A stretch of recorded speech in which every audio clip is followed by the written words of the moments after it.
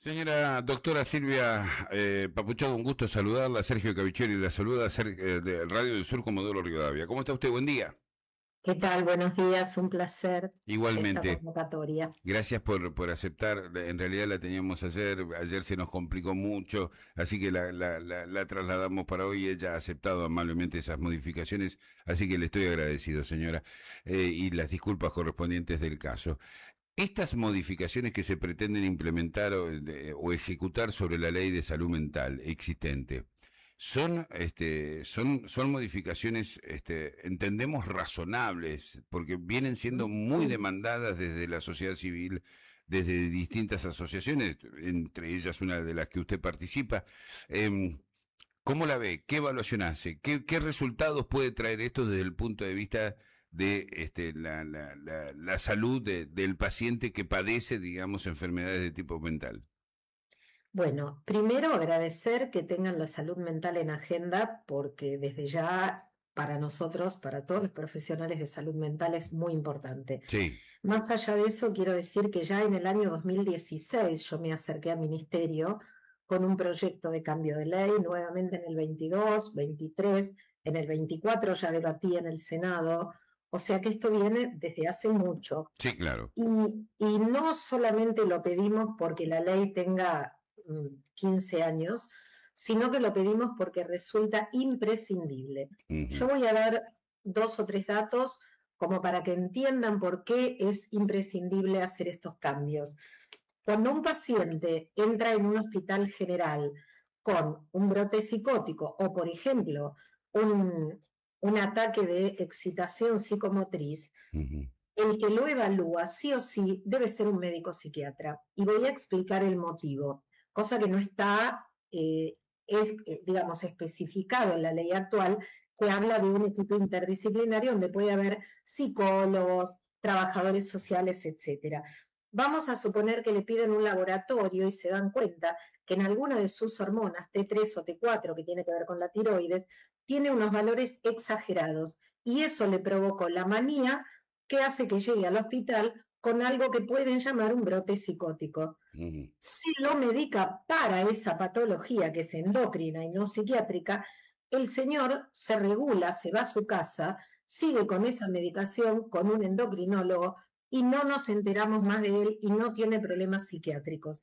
Ese es un ejemplo de por qué un médico es quien debe dar el alta y quien debe decidir una internación. Ujú. Pero como sabemos que existió hace muchos años, yo hace más de 40 trabajo en esto, sabemos y no podemos negar que existió hace muchos años una lógica manicomial de encierro, de depósito, es por eso que se pide con tanta puntillosidad que sea revisado por un órgano de revisión, que sea revisado por un juez, que haya un equipo interdisciplinario en las primeras 12 o 24 horas. Lo que quiero decir con esto es, primero, el porqué del médico y no cualquier otra especialidad. No es porque queremos jerarquizar una profesión, sino porque queremos hablar de por qué es imprescindible esa profesión. Ujú. Otro tema, y es algo que usted muy bien comentó hoy, es respecto de la internación y de las familias. La familia de un paciente es la que padece. El paciente lo que tiene es una enfermedad, porque en la ley actual habla de padecimiento. Y yo digo que yo padezco cuando veo que mi equipo, porque soy fanática, River, perdió. Eso es padecer. Una enfermedad mental es otra cosa. Entonces, primero llamarlo enfermedad, después atender el tema de médico psiquiatra. Y además, en el artículo 20, el hecho de hoy figura que la internación involuntaria es en una situación de riesgo cierto e inminente. Si hay riesgo no es cierto, porque cierto es certeza, riesgo es probabilidad, e inminente significa que debería estar con un cuchillo en la mano o amenazando tirarse por el balcón, cosa que a veces ocurre y a veces no. Entonces, uno tiene que ver el contexto de peligro, no el momento de la situación de peligro. Si hace mucho tiempo que viene con una conducta agresiva, si no duerme, si no come, si vive en la calle, si agrede a la gente en la calle o a sus familiares, es una persona que no tiene conciencia de enfermedad, ya sea por adicciones o sea por alguna otra patología mental.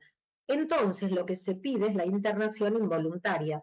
¿Hoy está permitida? Sí, pero con muchos problemas, porque para lograrla hay que primero ir a ver a un abogado. Si la gente no tiene dinero, no puede recurrir a un abogado. El abogado tiene que hacer un escrito, tiene que presentarlo, después tienen que evaluarlo y además hoy en día, con la ley actual, se le vuelve a preguntar al enfermo si se quiere internar. Y aunque lo internen en forma involuntaria, el órgano de revisión, que por supuesto tiene que seguir estando, pero tiene que tener una función coherente, no puede ir a las 24 horas a preguntarle, ¿te querés quedar internado o te querés ir? El paciente dice, me quiero ir y se va, con los trastornos que conlleva que se vaya. Claro. Entonces, bueno, estas son algunas de las modificaciones necesarias. Pero más allá de esta descripción clara que usted está haciendo, señora, lo cierto es si esto realmente termina beneficiando, digamos, ¿no? En lo que son tratamientos que se puedan llevar adelante desde ese mismo momento hacia adelante o continuidad de otros anteriores que tal vez fueron interrumpidos, si esto Claro. termina beneficiando o no al paciente y a la familia. Sí, nosotros estamos seguros que sí, y le voy a dar un ejemplo de por qué. Hoy en día, un paciente, vamos a suponer que se internó voluntaria o involuntariamente y a los 30 días, como mucho 45, le dan el alta. El paciente se va porque está estabilizado, porque es verdad que se logró, y a los 10 días o 3 días o media hora de irse, sigue, por ejemplo, consumiendo. Vamos a hablar en el caso de adicciones. Ya está, vuelve a la situación anterior. Claro. A no tener conciencia, entonces lo que se pide ahora es que tenga por lo menos un seguimiento de 6 meses. Y ahora, Una vez dada el alta, ¿no? le entiendo. Ahora, dos cuestiones que es importante. Una me la deja picando. ¿Quién hace ese seguimiento? ¿Quién se responsabiliza de ese seguimiento? ¿No? Por un lado. Y por el otro lado, si realmente tenemos instituciones acordes para internar no voluntariamente, o voluntariamente también, ¿no? Pero fundamentalmente no voluntariamente porque se van a incrementar seguramente la Claro. cantidad de internaciones y no tenemos servicios de salud mental en los hospitales públicos, digamos, con dimensiones lo suficientemente adecuadas, espacios, profesionales contratados para tal fin. No quiero llegar al borda, digamos, ¿no? Aquel antecedente encerratorio, como usted bien lo definió, de donde es un depositario, fue un depositario durante décadas, digamos, de gente con problemas mentales. Ya no lo es y tiene unos cambios y tiene unas modificaciones, si bien no es nacional el hospital, si es público, pero no nacional, si usted lo ve es casi irreconocible de lo que era a lo que es. Pero fuera de eso, pero lo para que bien o dice para es verdad. pero para bien o para mal, y reconoce. Para bien, para bien, Ok, no, no, ok. para bien. Ok, ok. Con talleres, con actividades, con Qué parques, bueno, digamos, qué se han bueno. hecho cambios muy positivos.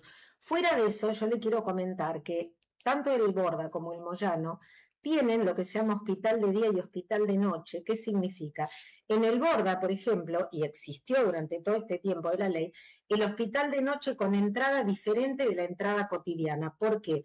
Porque la persona que tiene el alta y solamente lo usa para ir a dormir, no quiere entrar por el lugar por donde entran los Claro. internos, porque no quiere sentirse mal. Entonces, eso existió. El problema que trajo esta ley es la siguiente. Primero, la estigmatización del psiquiatra y no del enfermo, porque al psiquiatra se lo trata casi como un torturador, Claro. al hospital psiquiátrico se lo trata casi como una cárcel, la medicación psiquiátrica es un veneno. Entonces, lo que ha bajado mucho es la cantidad de profesionales que se dedican a la psiquiatría. Cada vez hay más lugares en las residencias para psiquiatrías y ni le cuento psiquiatría infantil. O sea, es casi imposible conseguir. Entonces, primero volver a darle un lugar de respeto al profesional psiquiatra. Y segundo, yo le comento lo siguiente, en los hospitales generales, y le voy a dar un ejemplo, el Hospital Posadas es un hospital nacional, es de los pocos hospitales nacionales, así como lo es el Bonaparte. En el Hospital Posadas, durante, le digo, hace años, en la dirección del doctor Alberto de Such, lo que se pidió fue seguridad en las ventanas, o sea, protección, como tienen los jardines de infantes, como Claro. tienen las escuelas. Sí, Y la sí. respuesta que le dieron fue que lo que quería era un calabozo propio. Frente a eso, lo que pasó fue que un paciente se tiró por la ventana y el segundo paciente que se arrojó se llevó consigo un camillero. Entonces, lo que se pide no es una cárcel. Pedir seguridad en una ventana es protección para pacientes, familiares y médicos. Bueno, aquí en Comodoro Rivadavia, en el hospital regional de nuestra ciudad, ocurrió exactamente lo mismo. Bueno, ¿por qué? Porque el hospital general, que es lo que llamamos un polivalente, no está preparado para salud mental, está preparado para operar del corazón, para un apéndice. Y la diferencia sustancial es que el paciente que tiene una patología mental es un paciente vertical. ¿Qué quiere decir? Mientras los demás están en posición horizontal descansando, el paciente psiquiátrico tiene que caminar, correr, fumar, cosa que no podría ser en una sala, en un hospital general. Claro. Entonces, es verdad que hay que lograr tener camas en el hospital general, pero en una zona que sea específica de salud mental. No puede estar un infartado con una persona con un brote psicótico. ¿Y no deberíamos volver al esquema, digamos, de espacio, de nosocomios pura y exclusivamente para pacientes psiquiátricos? Bueno, específicamente eso se pide que se abran los hospitales especializados que hasta ahora han sido denostados porque se los llamaban manicomios en esta ley. No, está claro, está clarísimo. Claro, con otra lógica, con una lógica de respeto al paciente, de respeto a las familias. Yo ayer a la noche tuve un Zoom con familias del interior. Había gente de Chubut, pero de Trelew, no de Comodoro. Había gente de Mar del Plata, gente de Pilar, gente de 9 de Julio, gente de Pinto, o sea, de todo el interior del país, que son los que no pueden venir los jueves cuando Familia Esperanza hacemos ad honorem una reunión en el Museo Larreta. Estas familias desesperadas lo que nos preguntaban no es a qué psiquiatra ir, es cómo consigo un abogado, porque mi hijo ya fue 2 veces preso, porque mi hijo no tiene conciencia, porque lo encontramos tirado en la calle desnudo. Y yo quiero decir que muchos de los que viven en la calle, por supuesto que estoy desde ya entendiendo la situación socioeconómica, que no la niego porque sería absurdo, pero digo que hay mucha gente que termina en la calle por una condición mental, porque esta gente, la familia no puede soportarla más, le cierra la puerta. Y no hablo de gente mala, de familias que expulsan a los hijos. Hablo de familias que una mujer llega con el brazo enyesado porque el hijo le partió el brazo. Otra señora, el hijo la quiso ahorcar porque no le dio $100 para apostar. Otra mujer cuenta que amenazaron por teléfono, la amenazan todo el tiempo que tienen secuestrado al hermano. Ella fue a la policía hizo un seguimiento, la llevaron a Comodoro Pi, porque esto ya tomó como caso federal, y descubrieron que en realidad era un autosecuestro. El hermano, apretado por los dealers, lo que dijo es que estaba secuestrado y era él el que le pedía plata a la hermana. Entonces, ese muchacho no debería estar internado porque ya no puede más con su vida. La saluda nuestro compañero Ricardo Murcia. ¿Qué tal, doctor? Hola, Augusto. ¿qué tal, Ricardo? Bien, le hago una consulta. La ley 26657 que habla de la desmanicomialización en la Argentina y dice que no deben existir más, y en el 2020 vencía los que son monovalentes. Usted explicó muy bien, monovalente que solamente salud mental, el Borda, el Moyano, digamos, cómo existían. Y empieza toda una nueva teoría, una nueva forma, y empiezan a existir lo que son, en su profesión, psicólogos comunitarios, y empieza todo esto. Digamos, esto se volvería a transformar para que salud mental fuera de nuevo monovalente. Obviamente que los hospitales polivalentes tienen para los que son agudos, ¿no? Estos casos que necesitan una internación temporaria, un lugar y atendido por psicólogos, psiquiatras, etcétera. Volveríamos a lo que es el manicomio con esta cuestión de la desmanicomialización de la Argentina, decir, bueno, vamos a lo comunitario, se tenía mucho en cuenta lo que eran los derechos humanos, digamos, se hizo toda una mezcla en ese momento. Y además, la cuestión de la justicia. Usted dijo cuando empezó la entrevista, que para mí es fundamental, y decirlo así, el que da el alta siempre es un médico, porque cuando uno nace le dicen que usted está vivo es un médico, cuando usted muere el que dice que dejó de ser es un médico, digamos, el que da el alta es un médico, pero también la justicia ha abusado a veces en las cárceles y los jueces mandaban internar directamente sin que un profesional dijera está para internar o no. Esto también habría que cambiarlo. Exacto. Yo quiero decir dos cosas respecto a esto y le agradezco la pregunta. Esa pregunta que parece como para jugar, que es desmanicomialización, Sí. y uno la dice en sílabas porque es difícil. La verdad que es una lógica manicomial que fue terrible durante décadas, y de lo que se trata, esa lógica lo que instaura es la internación casi eterna, dejarlo ahí, que se quede 10 años, 20, bueno. En principio yo diría que ninguna prepaga, ninguna obra social, y mucho menos el Estado, va a pagar una internación tan larga. O sea que más allá de que sea necesario o no, no la van a pagar. O sea que es imposible pensarlo. ¿Que va a generar una grieta? Sí, ya la generó, porque a los que pensamos en esto nos dicen que lo que queremos es solamente internar. Y yo lo que digo es, la internación es el último recurso cuando el paciente no puede adaptarse a una terapia ambulatoria, cuando no tiene conciencia de enfermedad, y debe ser lo más corta posible. ¿Por qué?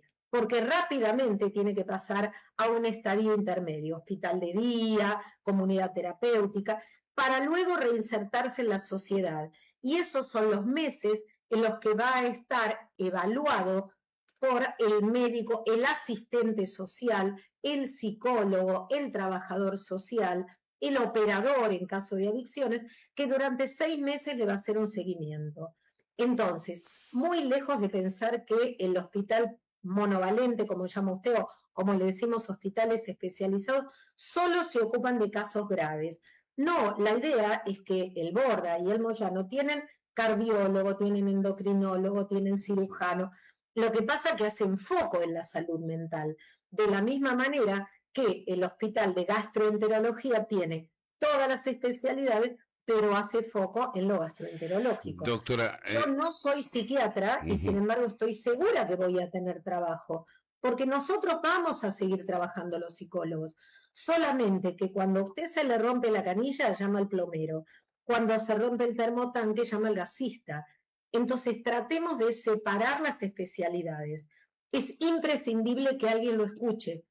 Es imprescindible que alguien evalúe dónde vive, porque si no pasa lo que pasó con Angelito, que la mamá y su pareja lo mataron al nene de 4 años, porque nadie revisó, ninguna asistente social revisó dónde iba a vivir. Ya no digo el estado mental de la mamá, dónde iba a vivir, sin agua, sin luz, sin cloaca. Todos hacemos falta, cada uno en un lugar diferente. En un equipo de fútbol hay uno que es arquero y otro que es delantero. No es más importante uno que otro. Es diferente el rol que cumple. doctora, le agradecemos mucho la comunicación. Esto seguramente va a comenzar a ser debatido. Tenemos entendido, no sé si comenzó la semana pasada en el Senado o va a comenzar Se presentó, sí. La semana pasada se presentó y calculamos que la próxima semana ya se empezará a debatir. Bien, con lo cual hay probabilidades de que esto se apruebe porque, digamos, convivimos con cuestiones como acaba de suceder y nosotros aquí en Comodoro lo tenemos muy presente, con el caso de este chiquito Ángel que murió por los golpes recibidos. Sí. Estamos teniendo funcionarios y legisladores cruzados por esta ideología de género que, digamos, se antepone a una observancia lo más objetiva dentro de la subjetividad de la cual somos todos parte, sobre la irrealidad en la que tienen que intervenir, ¿no? Entonces anteponen criterios ideológicos, que no está mal tener ideología, bienvenida sea, en la medida que no se convierta en una deformación de la lectura que se debe hacer sobre la realidad, ¿no? Exactamente. Y en ese marco lo que estamos teniendo son legisladores que muchas veces fuerzan situaciones con leyes que después son, digamos, impracticables o mal aplicadas, digamos, ¿no? ¿Cree que esta modificación a la ley de salud mental va a tener receptibilidad, digamos, en la Cámara Alta para ser aprobada? Si usted me pregunta si lo va a tener en la gente, sí. En el Congreso, lamentablemente, va a haber una grieta.